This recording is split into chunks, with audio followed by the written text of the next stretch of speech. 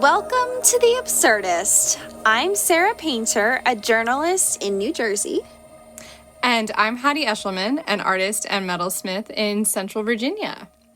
And you're listening to The Absurdist podcast, a podcast where Sarah and I have a regular Sarah Hattie conversation, and you get to listen in. Yes, it's quite lovely. I really enjoy our conversations. Me too. And our conversations are so absurd that we, at one point, decided that we had to have a podcast because we talk about the most ridiculous things. And so that's what we've done here. And so in today's episode, we're going to be talking about a 5-year-old who took matters into his own hands. A new word and a pastry heist. UFOs have been officially confirmed by the U.S. government. Oh my gosh. I can't wait to hear about that. Alarming insect news. Hashtag curator battle trends on Twitter. Ooh, sounds like you have some good ones this week. I'm excited. And then lastly, a delightful podcast recommendation from a podcast. A podcast that recommends a podcast to you. Awesome. Okay. Well, I'll start off by telling you about Adrian Zamaripa. Who knows? He's 5 years old. He lives in Utah. And he wants a Lamborghini. As every 5-year-old does. Of course. And his parents said no, they would not buy him one. So he took matters into his own hands. Oh my goodness. With $3 in his pocket, he stole his parents' car and got on Wait, back up. This is a 5-year-old. Yes, 5 years old. He stole his parents' car and got on the interstate and decided to drive to California to buy a Lamborghini. So I don't know what made him think that California was the place to go to buy Lamborghinis, but a policeman named Rick Morgan pulled him over 2 miles into his road trip. And the boy has been grounded and given extra chores, according to his teenage sister, who was babysitting at the time. And we have an official statement by the 5-year-old. Great. I can't wait to hear it. It says, "The police told me I drive good," he told the local news station, KUTV. Oh my goodness. Yeah. And then, the other part of the story is that his story kind of like went viral, and a local businessman gave him a ride in his Lamborghini, and the kid had a lot of fun, but he also didn't wear a seatbelt, and it was taped and put on Twitter, and then people were like, "What are you doing?" About that. Yeah. So, but anyway. Oh, wow. Yeah. The lengths that a 5-year-old will go to. I'm honestly just so impressed that this kid is able to drive his parents' car at 5 years old. That is impressive. Yeah. Oh my gosh. This is such a cute part of the story. And by the way, I got this from Huffington Post.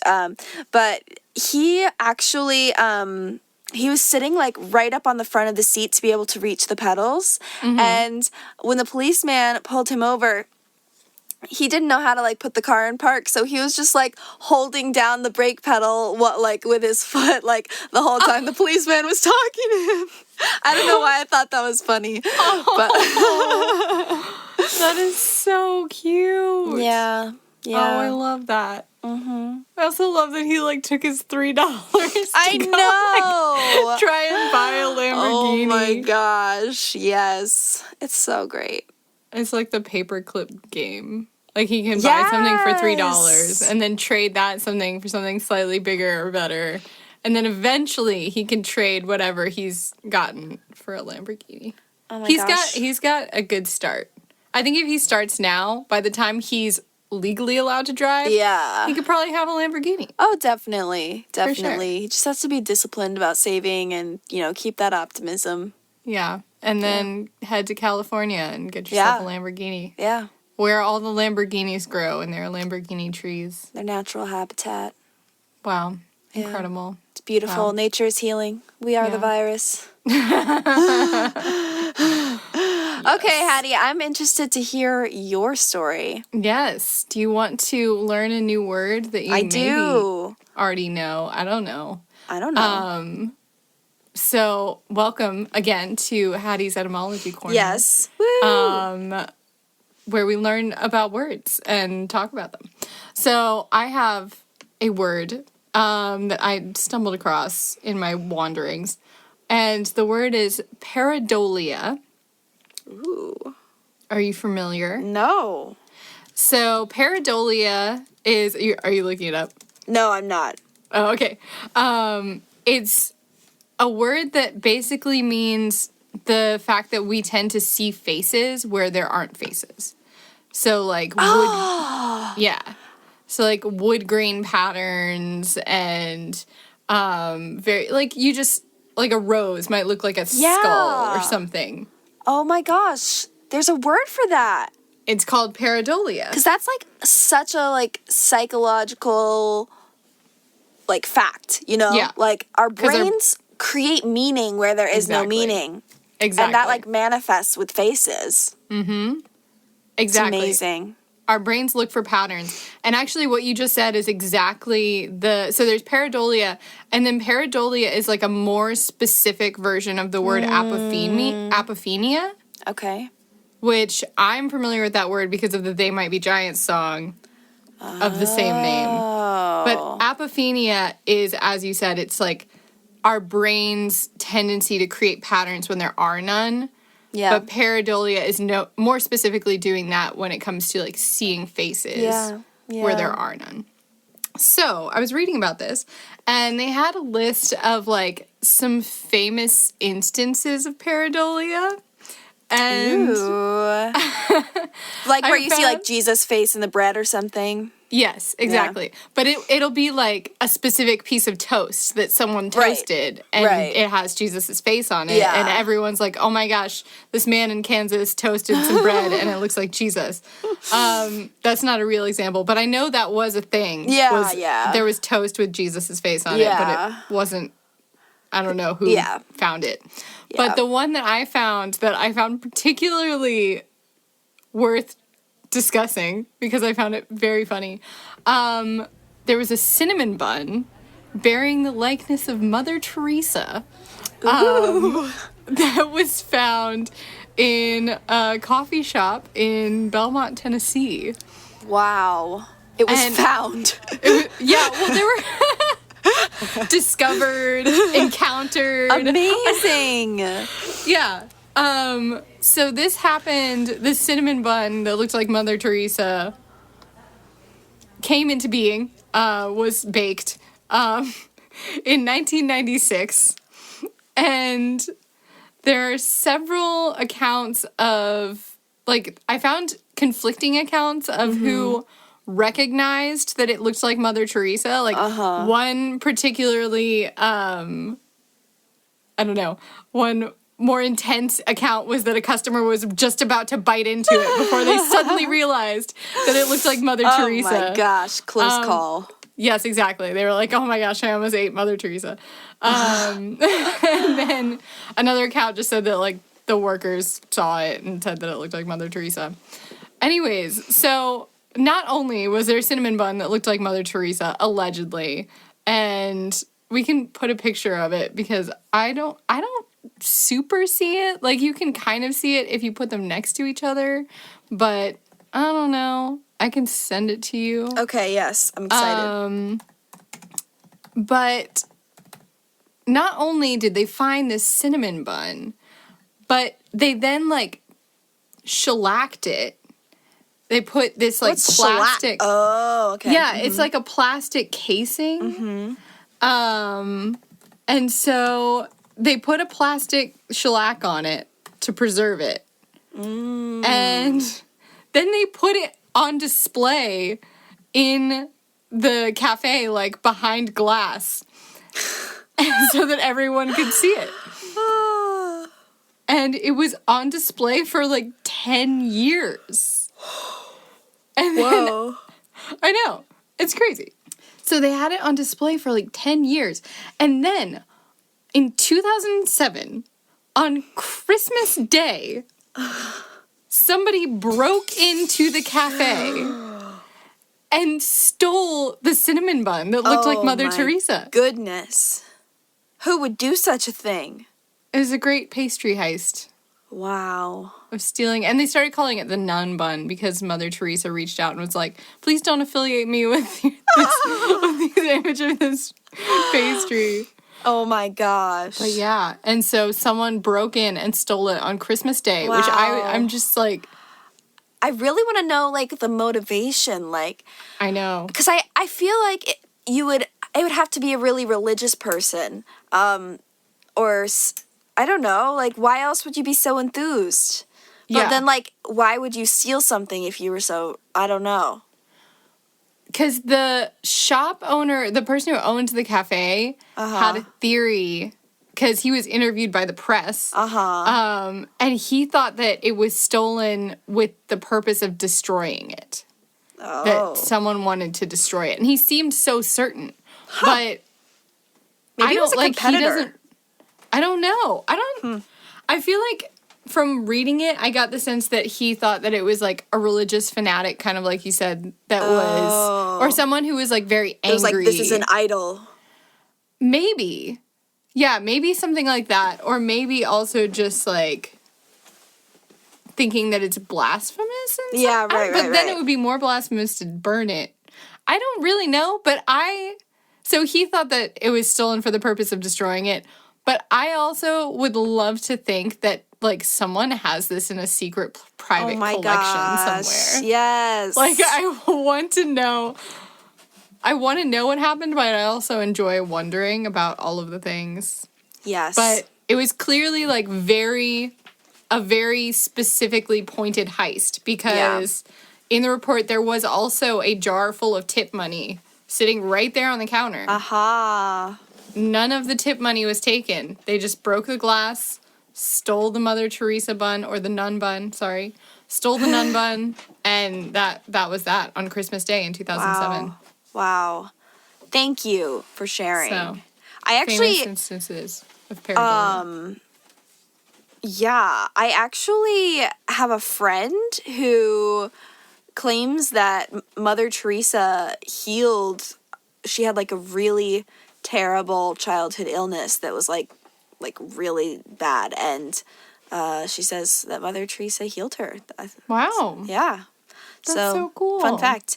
Also, I would like to give myself a little corner called Sarah's moralization.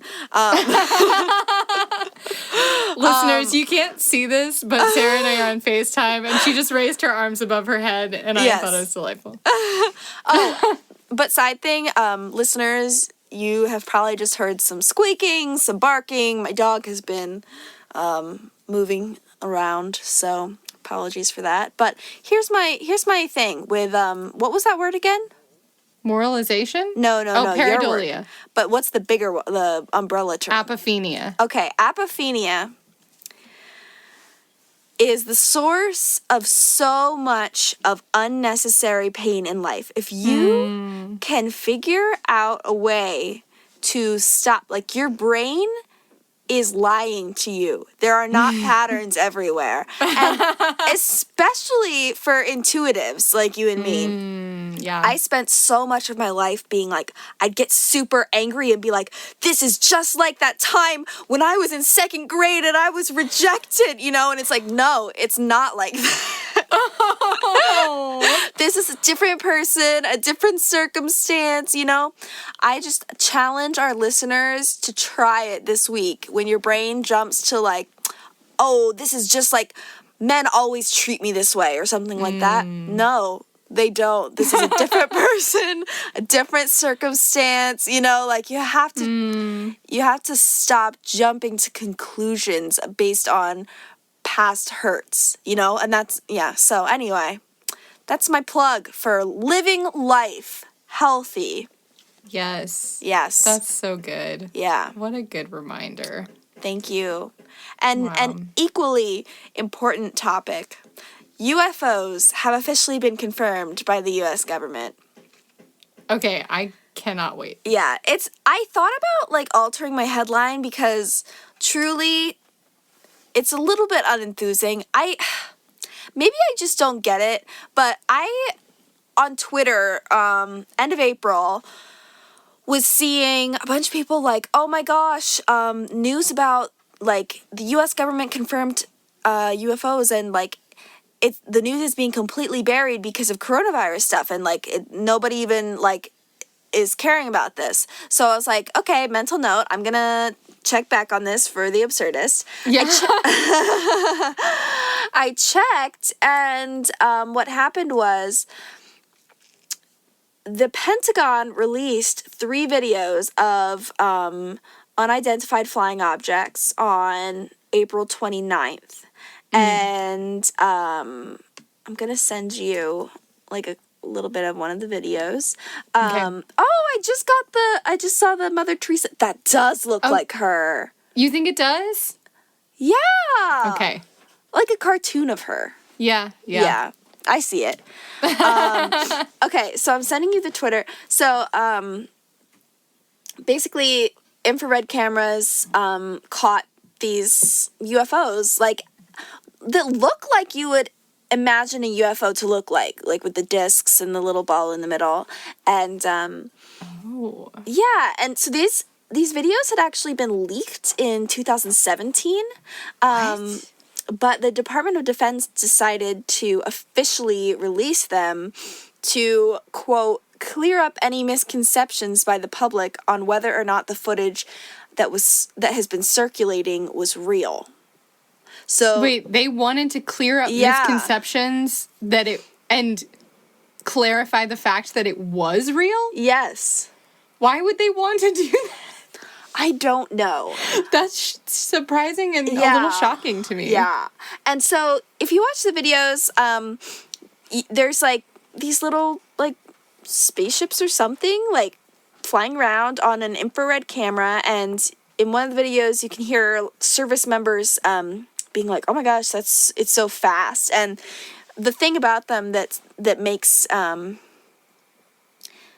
them interesting to people is they can turn on a dime, which our technology in the US and technology that we know of in other countries can't do that, right? But here's what it's not saying.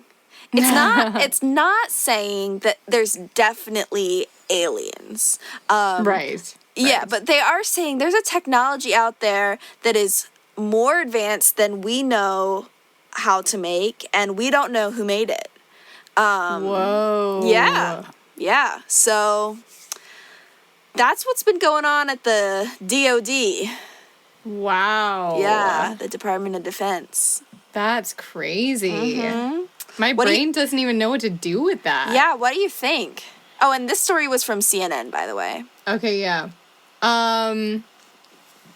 Yeah, I can see the little video of just the black and white little kind of saucer. Yeah. And the thing that seems surprising to me is if there were aliens, like, why would their ships look the way that we imagined that they would look?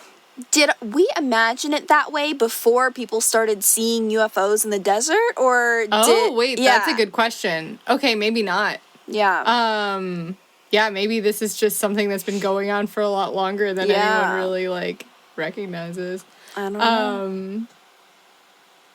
Yeah. I even found, this is, like, so not a reputable source at all, but, like, so, quick background, I'm also part of another collaboration, as you know, Sarah, but for our listeners.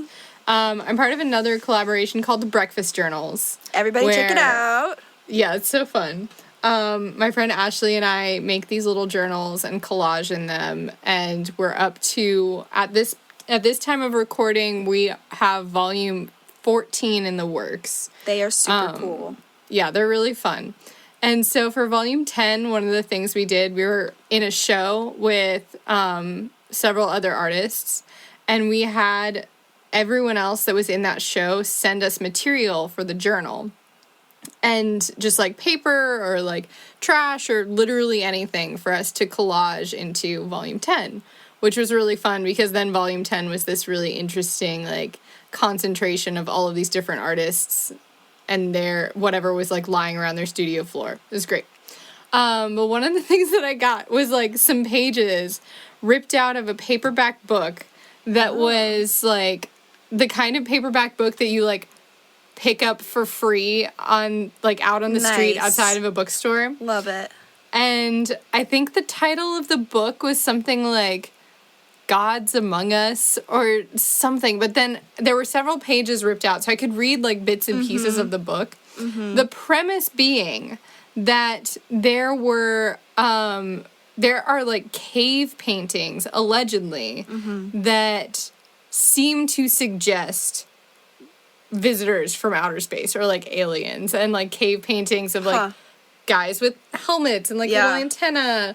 No idea if that's true. I'll look up and I'll see what the book is so that I can post it in the show notes so that our listeners can read more if they feel like it. But like you said, like who knows how long, if there are aliens and they're coming in these spaceships that look like this, like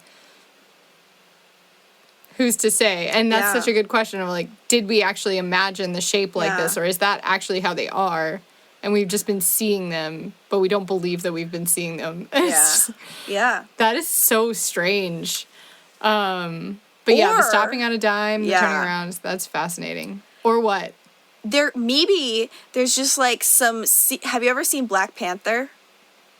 No, I haven't. Okay, well, there's this like secret country called Wakanda, and they're like super technologically advanced. Like maybe we just don't know how advanced a country is, or maybe it's like Atlantis, and they're just like, no, I'm just kidding. This is gonna ruin my credibility as a journalist. I'm just kidding. It's okay. I'm an artist, so I'll say the thing that you were gonna say because I feel like we had the same thought. You were like Atlantis, this underwater city, and I'm just imagining like, what if there's some ancient culture civilization that is like underwater, like the ocean. We only know like 97% of what's there. And maybe there's some ancient Greek super advanced civilization that exists underwater and somehow creates their own oxygen and drives around in these little ships when they feel like it. And they're just like under our noses. Yeah. By the way, interview tip. So I was on an interview last month, and they asked me what animal I would be if I was going to be an animal, and I said I would be one of those like fish that like swims on the bottom of the ocean with the flashlight coming out of its head. You know what I'm saying? Oh my gosh, that's such a phenomenal answer. You're so cool. Thank you. Because exactly, like, it's crazy how unexplored the ocean is. Like, when we know so much about space and we, hardly know anything about the ocean, I would want to explore it. That's incredible. They really liked that answer, so I think that's a good answer. Anyone's welcome to steal it. That's incredible. Wow. So much respect. So much respect for those fish. Imagine the lives that they've lived.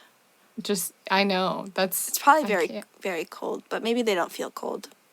Well, I mean, I guess they're adapted to their environment. So if it got warmer, they'd probably be very uncomfortable. Yeah. Okay, so what's your next story? So, Sarah, my next story, I know without a shadow of a doubt that you already know about it. Okay. I mean, I'm very, very certain. And normally I would not talk on the podcast about something that I feel is like very much people already know about it and it's like kind of a craze. But I feel like this podcast we can't respect ourselves as the Absurdist podcast if we don't address there's a certain topic. Time capsule I feel like we have to record. We have to talk about it. And that is the murder hornets. Ugh. Yes. I know. Yeah. I know. How much have you read about them? Okay, I just saw people on Twitter like freaking out about it. And then I saw a video of one like attacking some other bees, and I was like, I don't think I'm gonna worry about this. I have too much to worry about. There's like, I'm gonna opt out of worrying about this. Yeah. Okay, so tell me things, since I've been in denial and I don't really know about anything about it. Who are they murdering? Bees or people? Well, actually both, unfortunately. Okay. So they're from Japan. Uh-huh. And they, over in Japan, it's reported that they can kill they have been killing up to like 50 humans a year. It's like dozens. Just because their venom is so potent that if you get more than a couple stings, it can kill you. Huh. So that's from people just like stumbling upon hives. Their hives can be, so the bees themselves, or the hornets, can get up to like 2 inches long. Ugh. They're massive. And as I was reading, like the bigger the insect, whether bee, hornet, wasp, like the bigger the insect, the more venom they can inject because their bodies are larger, and I guess the venom is maybe the same amount of potency, so if they're injecting larger amounts, so like the bigger the bee, the larger the venom, so the larger the amount of venom, so super dangerous. Their hives, because they themselves are so big, their hives can be up to 20 pounds. Wow. Which you can't build a 20-pound hive in a tree without snapping a branch unless you choose your tree very carefully. I don't know. Their hives are underground. Oh, okay. Which makes it easier to like stumble upon these hives. I see. So it's something to be aware of. And I'm sure in Japan they are more cautious about it, but still there are deaths per year that are attributed to these insects. The more concerning thing for me is the bees. Mm-hmm. Right. Because these wasps, hornets, I need to look up the difference between wasps and hornets because I know they're different.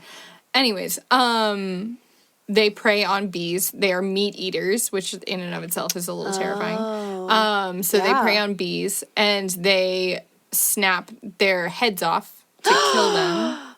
Yeah. And just a handful of these murder hornets can completely take out an entire hive. Because one hornet can kill 40 bees in a minute. Wow. Yeah. So, why, you ask, are there still bees in Japan? Well, I'm glad you asked that. I'm going to tell you. So, these hornets are indigenous to Japan, and there are bees that live in Japan. Humans can't survive in ecosystems that don't have bees. We know this. But the bees in Japan have evolved and adapted with these predators. And so they actually have a way to protect themselves against the hornets. So the way that the hornets prey on hives is they'll send a scout to find beehives, and the scout will like go into the hive and like mark their scent so that the other hornets can find the hive.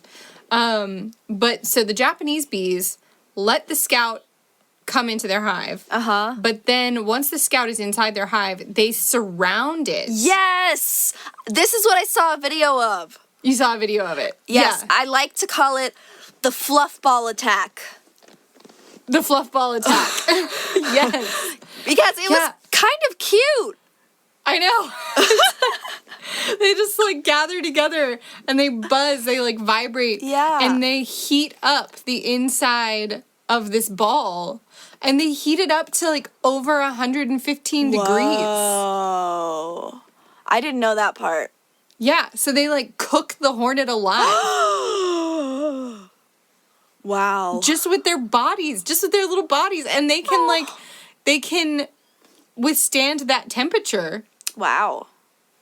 And yeah, sometimes some of them might get like crushed in the process, but they've killed the scout hornet, and so they can protect themselves. Wow. Whereas the problem with the danger of these hornets coming to North America is European bees haven't evolved with this predator, so they don't know how to do that. So that's the big concern, is wiping out beehives. Also, the hornet sting, beekeeper suits do not do anything to protect from the sting. Like, that's how crazy this stinger is. Yeah. So they've had to order, like, special suits because there's been, these hornets have been spotted in Washington State. And so they've ordered, like, special protective suits from Japan that will withstand against the hornets. So, yeah, it's something that I'm currently alarmed about, but I feel optimistic in the ability of the clever humans to find and wipe out the hives before it gets out of hand. Okay, first idea comes from me. Okay. Bee self-defense classes. Teach bees how to form a bee ball. Mm-hmm. Yeah. Yeah. That also reminds me, one of the things that I read, and there's so much news about this right now that I couldn't really tell which articles to trust or not. Yeah. But there was one that I read, and I can't vouch for the, like, accuracy of this, that said that some of the beekeepers in Japan will actually hire people to stand outside of the their beehives with tennis rackets and, like, swat them. Oh my gosh. Like, I don't actually think that's true, but it's funny to think about, and maybe, like, draw a comic in your head about it. Because that would be ill-advised, because that would just make the hornet angry, and then it'd come and sting you, right? Yeah, totally. And also, I feel like, there are a lot of better mechanical solutions. Yeah. Okay, I have something I think you're going to be really excited about. And this isn't really a story. This is more, I'm sending you an article, and we're going to explore it together in real time, okay? Okay, this sounds fun. Okay, so this article has it's from Huffington Post. Again, they have great, weird articles.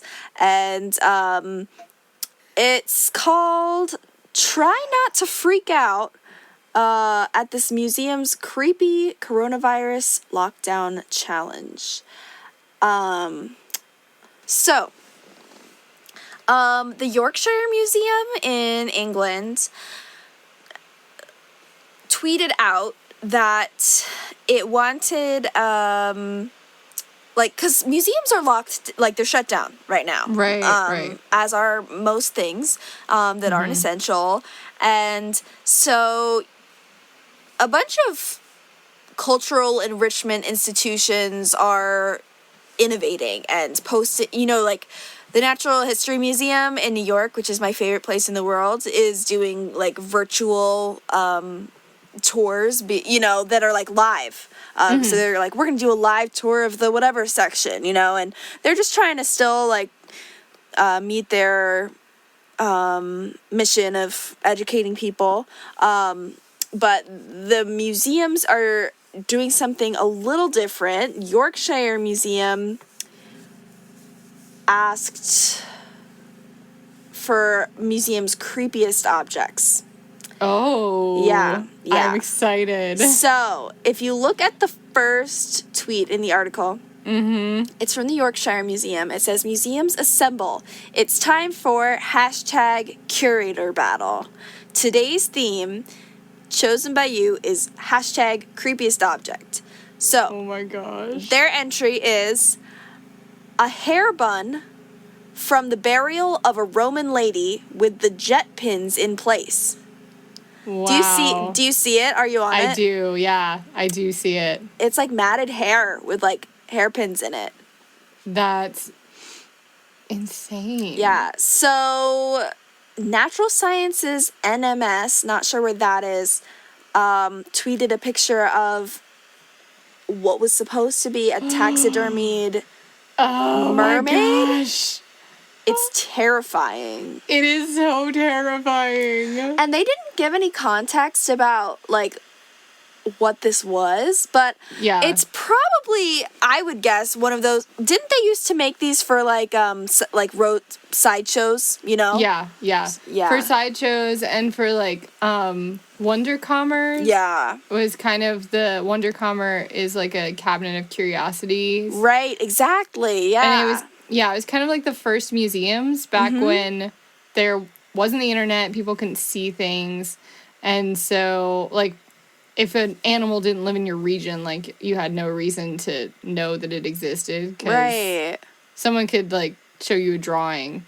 Yeah. If they had seen it and it had sat still long enough for them to draw it. But people would, like, collect taxidermied animals and bring them to people who wanted to buy them for their cabinets of curiosities. Yeah. So. Right. I forgot that I learned this from you. That's so cool. And it's kind of interesting in the context of, like, museums, because it's like, this is kind of where museums started, in a sense. Yeah. Yeah, exactly. So, okay, the next item I'm so excited for you to see is a pincushion that is shaped like a bean, except the instead of beans. the peas. Yeah, instead of the peas are children's heads. Wow. They're What an object. Yeah, they're creepy. Oh, I love it. Yeah. The next one, I'll let you read and describe. Oh, okay, great. Ooh, of course. So the next one is like a mummified looking heart, stuck with pins. And it says, sheep heart stuck with pins and nails and strung on a loop of cord. Made in South Devon, 1911. Quote, for breaking evil spells. Here, wear this sheep heart that I've filled full of nails and pins around your neck to break evil spells. Yeah. That is delightfully horrifying. Yes. Wow. I like this it. Is very fun. I'm enjoying And the myself. next one is just for you, too. Okay. So it looks, I'm going to describe it and then I'm going to read the description to see how well I did. So it looks like either a leather or a velvet. It's like an orange fabric, but it's probably orange just because it's faded. It looks kind of like a pigeon head. Yeah, I was going to say a duck. It looks like, like a duck or a pigeon. Hattie, you know what this is. It looks like a plague mask. Yes. Yeah. Which was featured on a previous episode. Yeah. So it's got the long beak kind of thing that they would fill with spices and stuff so that they didn't have to smell the overwhelming smell of death. Okay, let's read the tweet. Thanks for thinking of us at Hottie Culture, and wow, we will be having nightmares tonight with all these creepiest objects. Okay, here's the one we just can't hide from you. One of our many creepy gems, our plague mask from 1650 to 1750. So, yeah. That's an interesting one. It's different looking than the, it is different. Classic ones. Yeah. It actually looks more functional than the classic design. Yeah. Because the classic design seems kind of like open on the bottom, you know? But this one, it covers your head and then it also goes on your shoulders. So you're like all sealed up in there in your plague mask. So. And, you know, a lot of these are like super visual, so I don't want to like go through all of them. Maybe we can just link to some of the tweets. Yeah. But let's see if there's any other super great ones. Oh, there's a human finger bone. A dead man's tooth, which you can put it around your kid's neck to prevent convulsions brought on by teething. Wow. Apparently. That's what the tweet says. Yeah. And that's what the tooth says. Don't take it from us. Take it from the tooth. Oh my gosh, wait, scroll down one below that one. Wait. Oh my gosh, wait, it doesn't even have is it the eyeball one? Yeah! It doesn't have a description. No, it was just found on the Thames River. Oh Oh my gosh. I guess, okay, so if it's not a real human eye, maybe a glass eye. it's a very detailed glass eye. If it's a glass eye, it's extremely detailed because it has fine red veins. Yes. And it's but just I feel like a real human eye would not last it wouldn't long stand on up. those conditions. Yeah, it would get squishy and oh no. Yeah. It might probably get like bruised like a banana or something. Yeah. You know how fruit like goes bad? Like, oh. Mm-hmm. Wow, yeah. The process of decomposition. So, survey says, most likely, very accurate glass eye. That's, wow. Well, Hattie, I think that we should transition into our bizarre and banal segment. Would you like to go first? Yes. Well, actually, I feel like I should tell a story that I'm reminded of from looking at these. Okay. Which is so I guess like year and a half ago. Because I worked at my job at the pawn shop as a bench jeweler for about a year, maybe more, before I left and traveled for another year. So this is just a fun story that I like to tell of the weirdest thing that I ever found in my random, like when it gets slow and you don't really know what to do. And so what I do is I clean because there's plenty to organize and the break room is always filthy. So I'm always like, oh, well, let me just clean up. So I, at one point, was sweeping up in this kind of like hallway area that's in between. So there's like the jewelry shop and then there's kind of a hallway and there's like the place where we store the firearms. And then there's like the break room a further ways back. So I was sweeping that weird little hallway that like no one ever does anything with. And the weirdest thing that I found, I actually walked up to my boss and I was like, so I swept the floor. Guess what the weirdest thing I found was? And I wish I could remember what he guessed. But I feel like you'd be better at guessing in the context of the conversation we were just having. But do you want to guess? Was it an eye? No, it wasn't an eye. Was it a lock of hair? No. What was it? Human teeth. Oh! Yes. Okay. And they had some kind of like a filling or like a plating on them. Nice. But it wasn't gold or silver. It was like iron or something. It was something weird. It was a weird metal to have as a filling for your teeth. Wow. But I swept the break room and among the various like diamonds, like random scraps that you find on the floor of a jewelry shop, I also found some teeth. Wow. So you are an aesthetic. That's awesome. So, yeah. Well, for my bizarre and banal, this isn't really a story. It's just like do you remember Stumble Upon? Yes. That was great. Like, is that still a thing? I think so. I just Googled it. It says, Stumble Upon moved to Mix.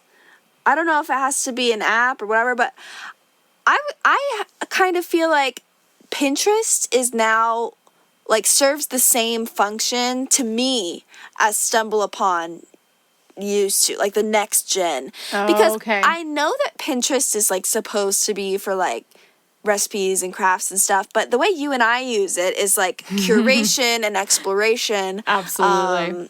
Like, art, ideas, cool things, you know? So yeah, 8th grade me loved that. Source of many bizarre things. Mm-hmm. Yes. We actually have a great Pinterest board. We do. Called Existentialism and Pineapple Pizza. Yes. So I think that we linked to that on our website, if I'm not mistaken. We probably did. Yeah. I think it's there. Yeah, so that's that's what I've got on my mind. My life is a lot more banal and a lot less bizarre these days because I'm quarantined, locked down in New Jersey. Although that is kind of bizarre in and of itself. It's true. It's very bizarre in and of itself. Odd times. But, very strange. Well. Also, I realized as I'm looking back at my notes, I have one more story. Oh my gosh. Please. Tell us. And I will. It's short, so you can just like a little. And mine's also less of a story and more of just like a thing that I found that I was like, this is cool and weird. So as I mentioned, it's a podcast. Oh yeah. And yes. It's called The Walking Podcast.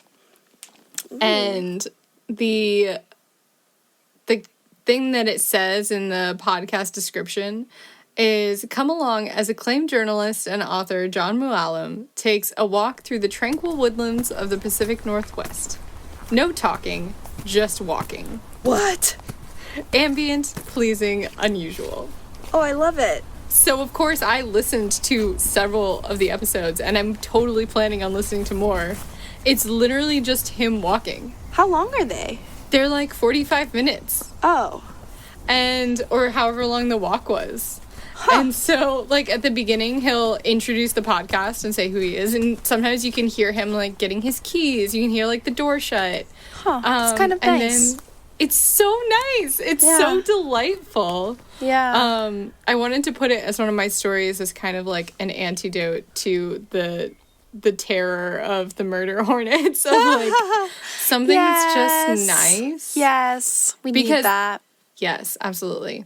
Because the other thing that connects with that is that John Mooallem is responsible for possibly one of my favorite pieces of audio that I have ever listened to. Ooh. And that is, so he's an author, as it said, and he wrote a book called Wild Ones. Uh-huh. And the book is, and I haven't read it, but the book is about the environment, but it's about man's relationship with the wilderness and with our environment and the animals around us. And he did a performance, an audio, well, he did a live performance, but then it was also recorded, and it was published on the 99% Invisible podcast feed. And the episode's called Wild Ones Live, and I highly recommend that you listen to it, anyone who's listening, because it's my favorite piece of audio ever. Aww, awesome. But, yeah, and it describes this thing called, like, shifting baseline syndrome, and the concept is basically, like, yes, every generation, like, the environment is more compromised in ways that we can't really imagine the generations before, but also every generation, like, we're willing to go to greater lengths in order to protect our environment. Huh. And it's so good. And there's a live band collaborated with him to write music to go with the live performance. And it's just like so good. It's such a good thing. Aww. So yeah, 2 wonderful audio things from the likes of John Mooallem. But yeah, a podcast that's literally just someone walking. I like it. And in the description, of each episode, he'll put, like, what he was thinking about. Or, like, this was the circumstances under which I took this walk. Or, like, it was sunny. Or it was, like, kind of gross out. Or, it's wonderful. It's a wonderful thing. Yeah. Lovely. It's lovely. Well, on that note, I think we should close out. Sounds like a plan. Thank you, listeners, for bearing with us through our evening conversation tonight. Like they've just been gritting their teeth. They're like, when are they going to stop talking? Why am I listening to this podcast? If you are listening, we thank you. Okay, you know what? I have a better bizarre banal. Quick thing. Yeah? My friend Mariah listens to our podcast. Yes. And she heard me say that I would call you if I had a warehouse full of mail that I had Oh, yeah, not yeah. delivered. This is, Right. it's basically, for those who haven't listened to that episode, what would you do with a dead body kind of situation. And I was just trying to explain to her that if I murdered someone and I was in the wrong, okay, and and if in that situation I was trying to cover it up, like, that's not what I would do. But just, like, say you're in a dream and that's the situation that you wake up in and you're like, oh my gosh, I murdered someone and I have to cover it up. What do I do? Right. Of course. In real life, I would look for a reasonable solution and I would come clean, which is what I told Mariah, but I was like, Hattie would actually help me bury the body, which I think hurt her feelings. But she made the good case because she's an SJ. And what that means for our listeners is the Myers-Briggs personality type. Hattie and I have the same kind of introverted, intuitive, possibilities are endless kind of personality. And Mariah made the good case that we need someone to organize our efforts. So, so she wants to join our team. Yes, she does. She does. So we're going to be keeping that in mind for any future heists or illegal operations. Also, I will add that Mariah is a phenomenal cook, so you have to have that on your team of yes, criminals. among her many other qualities. But then I promised to name my firstborn child's middle name her middle name, so I think I think I made up for it. Which is what? Philomena. Oh, Yeah. that's lovely. Yeah. Okay, well, everybody, I'm Sarah Painter. And I'm Hattie Eshelman. Please reach out at contact@theabsurdistpodcast.com. And we hope that you have a wonderful and absurd week despite possibly being quarantined in your home. Okay, thanks. Bye. Bye.